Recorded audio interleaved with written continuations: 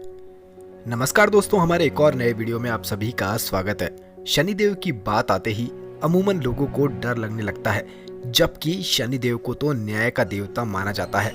महाभारत काल में पांडवों को 12 साल के वनवास के साथ ही 1 साल का अज्ञातवास भी दिया गया था। उनके अज्ञातवास में कुछ ही समय बाकी था और सभी किसी जगह की तलाश में थे जहां उन्हें कोई भी पहचान न सके। तभी शनिदेव की नजर पांडवों पर पड़ गई। उनके मन में विचार आया कि क्यों न इनकी परीक्षा ली जाए, देखा जाए कि पांडवों में सबसे ज्यादा समझदार कौन है। इसी कड़ी में उन्होंने एक माया महल का निर्माण कर दिया। शनिदेव के माया महल को देखते ही भीम के मन में उस महल को देखने की इच्छा जागृत हुई। उन्होंने अपने बड़े भाई युधिष्ठिर से आज्ञा ली और महल के अंदर प्रवेश करने लगे। तभी दरबान बने शनिदेव ने उन्हें रोक लिया और उन्होंने कहा कि कुछ शर्तों के बाद ही आपको अंदर प्रवेश मिलेगा। भीम ने हाँ भी कर दी। तभी शनिदेव ने कहा कि भीतर जो भी वस्तुएं आप देखेंगे उसका अर्थ आपको बताना होगा, अन्यथा आपको बंदी बना लिया जाएगा। ये सुनने के बाद भीम महल के अंदर गए।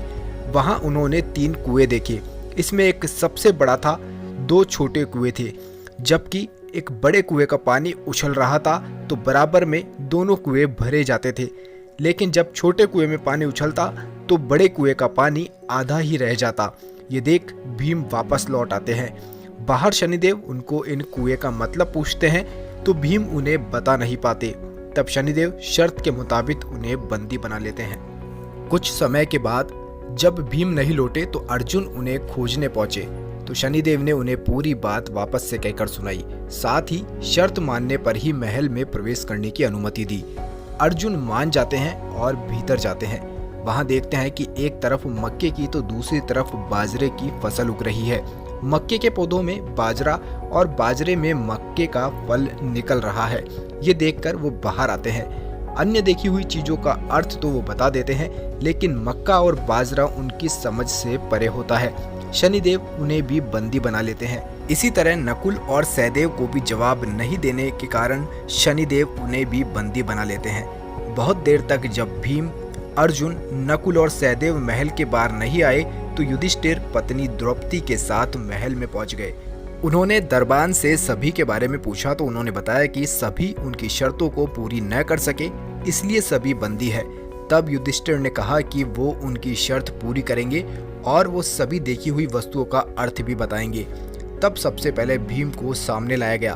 भीम के कुएं के दृश्य के बारे में युधिष्ठिर ने बताया कि इसका अर्थ है कलयुग में एक पिता 2 बेटों को पेट तो भर देगा, लेकिन 2 बेटे अपने एक पिता का पेट नहीं भर पाएंगे। इस जवाब पर भीम को छोड़ दिया गया। इसके बाद अर्जुन आए। उनके दृश्य का अर्थ युधिष्ठिर ने कुछ यूं बताया कि इसका आशय कुल परिवर्तन से है, यानी कि कलयुग में विवाह के लिए जात पात का भेद नहीं किया जाएगा। लोग अपने कुल की मर्यादा को त्याग कर किसी भी कुल में विवाह करने लग जाएंगे।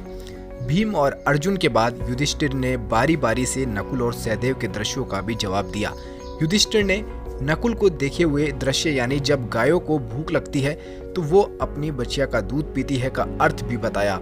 उन्होंने बताया कि इसका आशय है कलयुग में बड़े बुजुर्गों के प्रति बच्चों का सम्मान बिल्कुल न के बराबर होगा।